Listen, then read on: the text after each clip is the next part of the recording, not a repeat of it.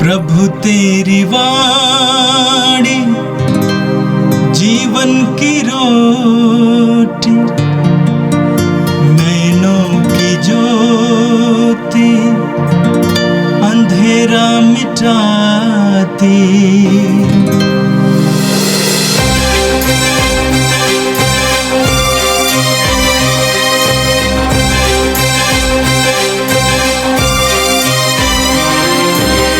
प्रभु तेरी वाणी जीवन की रोटी, नैनों की ज्योति अंधेरा मिटाती।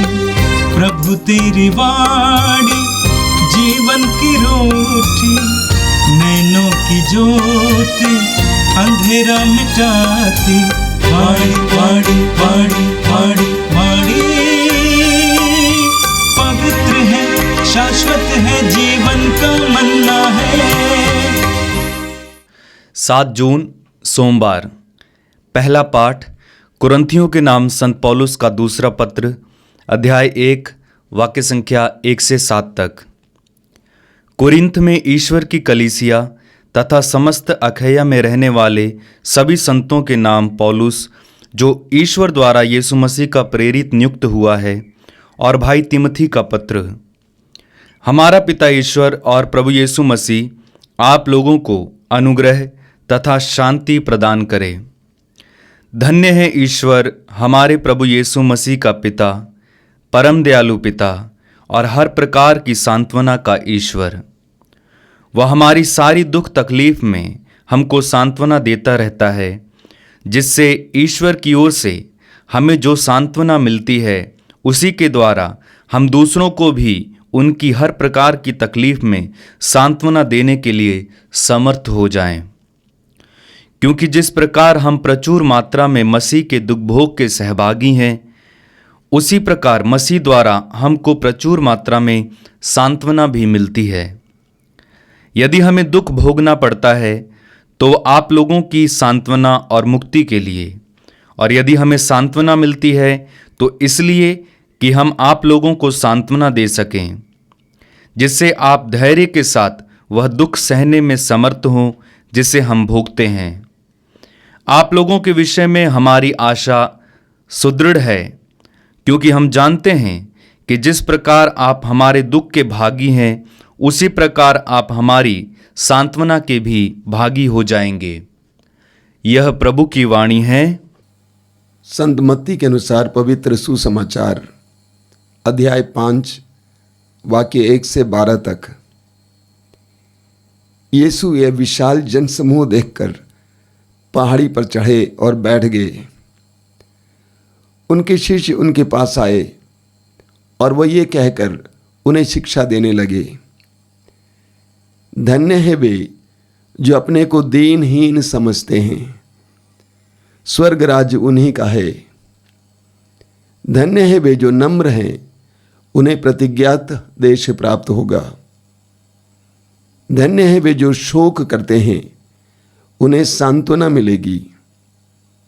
धन्य है वे जो धार्मिकता के भूखे और प्यासे हैं, वे तृप्त किए जाएंगे। धन्य है वे जो दयालु हैं, उन पर दया की जाएगी। धन्य है वे जिनका हृदय निर्मल है, वे ईश्वर के दर्शन करेंगे। धन्य है वे जो मेल कराते हैं, वे ईश्वर के पुत्र कहलाएंगे। धन्य है वे जो धार्मिकता के कारण अत्याचार सहते हैं, स्वर्ग राज्य उन्हीं का है। धन्य हो तुम जब लोग मेरे कारण तुम्हारा अपमान करते हैं, तुम पर अत्याचार करते और तरह तरह के झूठे दोष लगाते हैं। खुश हो और आनंद मनाओ, स्वर्ग में तुम्हें महान पुरस्कार प्राप्त होगा।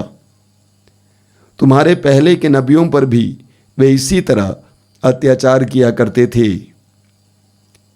यह प्रभु का दिव्य सुसमाचार है। ख्रिस्त प्रभु की जय। मेरे प्रिय भाई और बहनों, हम प्रभु को धन्यवाद देंगे प्रभु के अनुग्रहों के लिए, प्रभु की आशीषों के लिए, एक नए दिन के लिए और पवित्र वचनों के लिए। आज के पहले पाठ में कुरिन्थियों के दूसरे पत्र से हमने सुना, अध्याय 1 से संत पौलुस कहते हैं, धन्य है ईश्वर हमारे प्रभु यीशु मसीह का पिता, परम दयालु पिता और हर प्रकार की सांत्वना का ईश्वर। पवित्र ग्रंथ में जिस ईश्वर के बारे में बताया गया है वह ईश्वर अपनी जनता को सांत्वना देने वाला ईश्वर है। इस्यास नबी के ग्रंथ के अध्याय 66 उसके वाक्य 13 में प्रभु कहते हैं, जिस तरह एक माँ अपने पुत्र को दिलासा देती है उसी तरह मैं तुम्हें दिलासा दूंगा। हमारा प्रभु ईश्वर दुख में हमें दिलासा देने वाला ईश्वर है। आज के सुसमाचार में हमने सुना मत्ती अध्याय 5 वाक्य 5 में प्रभु यीशु कहते हैं, धन्य है वे जो शोक करते हैं उन्हें सांत्वना मिलेगी। हम लूकास के सुसमाचार के अध्याय 22 उसके वाक्य 43 में पढ़ते हैं, प्रभु यीशु स्वयं जब गेत्सेमनी बाग में प्राण पीड़ा झेल रहे थे उस समय स्वर्गदूत के द्वारा ईश्वर ने उन्हें सांत्वना दी। हमारा ईश्वर हमें सांत्वना देने वाला ईश्वर है। लूकास के सुसमाचार के अध्याय 9 वाक्य 23 में प्रभु कहते हैं, यदि तुम मेरा अनुसरण करना चाहते हो तो आत्मत्याग करो, प्रतिदिन अपना क्रूस उठाकर मेरे पीछे हो लो। मेरे प्रिय भाई और बहनों, जीवन में जब दुख पीड़ाएं आती हैं और हम मनुष्यों के बदले ईश्वर के पास जाते हैं तो हमें ऐसी सांत्वना मिलेगी कि वो अतुल्य है।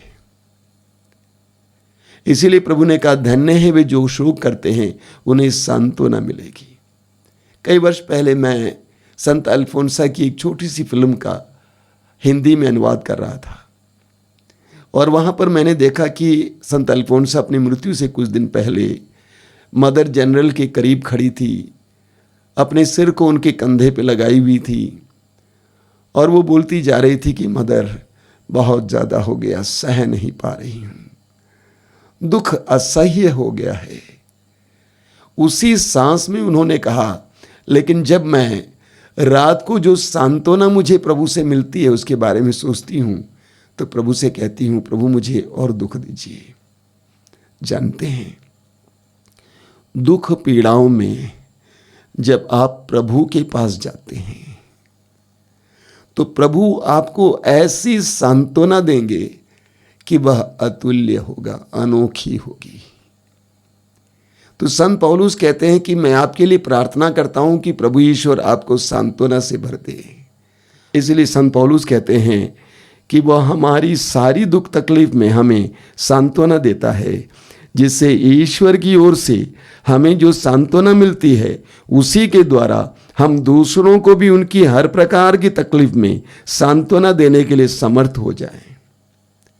पौलुस कहते हैं कि प्रभु से हमें ये सांत्वना मिली है ताकि हम दूसरों को उनकी पीड़ाओं में सांत्वना दे सकें।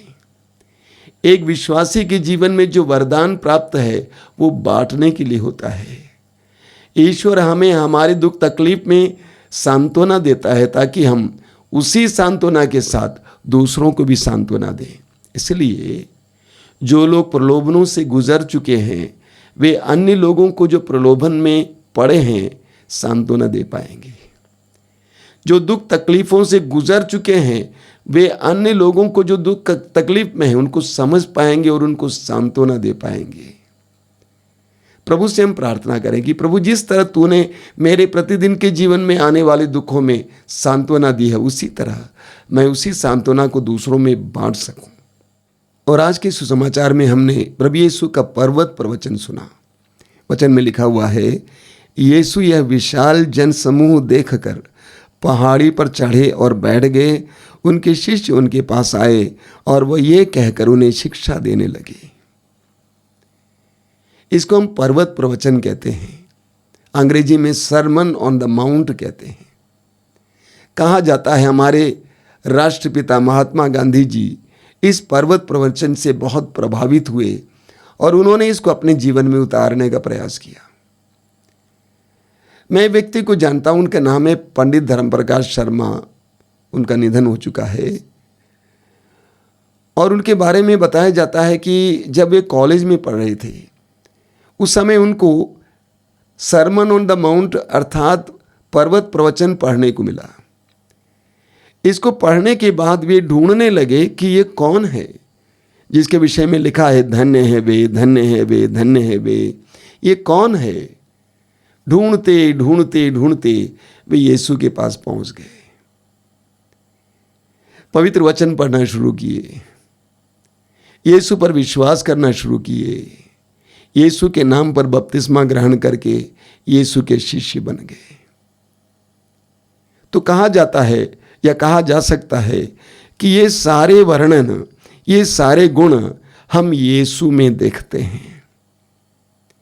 ये यीशु के व्यक्तित्व का ही वर्णन है और यीशु अपने शिष्यों में भी ये गुण देखना चाहते हैं। मैं पर्वत प्रवचन पर प्रकाश डालने का प्रयास कर रहा हूं। हमें अंग्रेजी के गुड न्यूज बाइबल में अनुवाद में मिलता है कि happy are those who are poor in spirit. सब जगह हैप्पी आर लिखा हुआ है, यानी खुश हैं, खुश हैं। यानी ये पर्वत प्रवचन सच्चे और शाश्वत आनंद के लिए एक सच्चा मार्ग है। जो इसका पालन करता है वो सच्चा और शाश्वत आनंद प्राप्त करेगा। पर्वत प्रवचन में जो वर्णन हमें मिलता है यह ईश्वर के राज्य के लोगों का वर्णन है। संसार के लोगों से विपरीत भिन्न ईश्वर के राज्य के लोगों का वर्णन। दीनहीन, नम्र, शोक मनाने वाले, धार्मिकता के भूखे और प्यासे। मत्ती के सुसमाचार के अनुसार यह प्रभु यीशु की एक महत्वपूर्ण घोषणा है। पहली घोषणा है पश्चाताप करो। उसके बाद की महत्वपूर्ण घोषणा यह है, इसको एक तरह से कहा जाए प्रभु यीशु का घोषणा पत्र कह सकते हैं। अपने सुसमाचार की घोषणा के कार्य शुरू करने से पहले प्रभु यीशु अपना घोषणा पत्र लोगों के सामने रखते हैं। लेकिन यह घोषणा पत्र आजकल के राजनीतिक नेताओं के घोषणा पत्र की तरह नहीं है, खोखले, बल्कि ये सच्चा घोषणा पत्र है। जब प्रभु यीशु ने शिष्यों को चुना, वहां पर यह घोषणा पत्र का नजारा देखने को मिलता है। प्रभु यीशु कैसे लोगों के साथ कार्य किए उसको देखने से पता चलता है यह घोषणा पत्र उनके जीवन में प्रकट हुआ।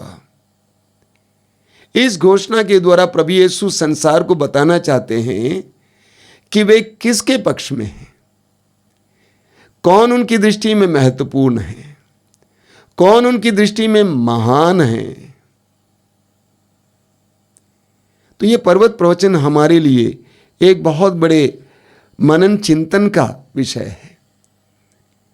यहां पर जो बताया गया है, जो शोकित हैं, जो दुखी हैं, जो छोटे हैं, संसार की दृष्टि में यह अपमान और श्राप के चिन्ह है, लक्षण है। प्रभु यीशु ने संसार की दृष्टि में जो श्रापित अवस्था है इसको ही धन्यता का माध्यम बना दिया। प्रभु यीशु ने इस श्रापित अवस्था को हमारे पवित्रीकरण का माध्यम बना दिया। यानी प्रभु यीशु कहते हैं कि अगर तुम्हारे जीवन में इस तरह का अनुभव होता है तो अपने को दुर्भाग्यशाली नहीं बताना, बदकिस्मत नहीं बताना, बल्कि बताना प्रभु यीशु ने कहा तुम धन्य हो। मेरे प्रिय भाई और बहनों, मैं जानता हूं कि हम सभी के जीवन में कभी न कभी हमें ऐसी परिस्थितियों से गुजरना पड़ता है। गरीबी, निर्धनता, अकेलापन, लोगों द्वारा तिरस्कृत अनुभव, अत्याचार, छोटा बनाए जाना, नम्र बनाए जाने का अनुभव, दुख का अनुभव, पीड़ाओं का अनुभव। हम सभी को कभी न कभी इस तरह के अनुभवों से गुजरना पड़ता है। प्रभु यीशु कहते हैं अपने को श्रापित नहीं समझना, दुर्भाग्यशाली नहीं समझना, तुम धन्य हो। तुम धन्य हो ईश्वर की दृष्टि में। अपने को महान समझना, दुखों से गुजरते समय, पीड़ाओं से गुजरते समय, नम्र बनाए जाते समय, छोटे बनाए जाते समय, अत्याचार सहते समय अपने को धन्य समझना, ईश्वर की दृष्टि में महान समझना। आइए हम प्रार्थना करें। प्रभु यीशु, धन्यवाद देते हैं इन हृदय स्पर्शी संदेशों के लिए। तूने अपने पर्वत प्रवचन में हमारे सामने अपने व्यक्तित्व को खोल के रखा है और तूने ये बताया कि तू कैसे शिष्य चाहता है। तूने ये भी बताया कि ऐसी परिस्थितियों में हमें टूटना नहीं चाहिए, निराश नहीं होना चाहिए, बल्कि अपने को धन्य समझना चाहिए, क्योंकि हम यीशु की तरह बन रहे हैं। ये प्रभु यीशु, इन वचनों का पालन करने के लिए हमें कृपा देना, इसमें छिपे हुए रहस्यों को समझने के लिए और उसको अपनाने के लिए कृपा देना। ये प्रभु यीशु, इन वचनों को सुनने वाले मेरे भाई बहनों को आशीर्वाद देना। आज का संपूर्ण दिन उनके लिए अनुग्रह का दिन हो, आशीष का दिन हो। हर प्रकार के बंधन से, दुष्ट आत्मा के हर प्रकार के प्रपंच से उन्हें बचाए रखना। वे जहां कहीं भी जाएं उनको तेरी सुरक्षा महसूस हो, हर तरह के रोग से छुटकारा मिले। आज का संपूर्ण दिन उनके लिए तेरे पवित्र वचनों की योग्यता से सामर्थ्य का दिन बने। इस प्रार्थना को ग्रहण कर, आमीन। प्रभु तेरी वाणी जीवन की रोटी, नैनों की ज्योति अंधेरा मिटाती। वाणी वाणी वाणी वाणी वाणी पवित्र है, शाश्वत है, जीवन का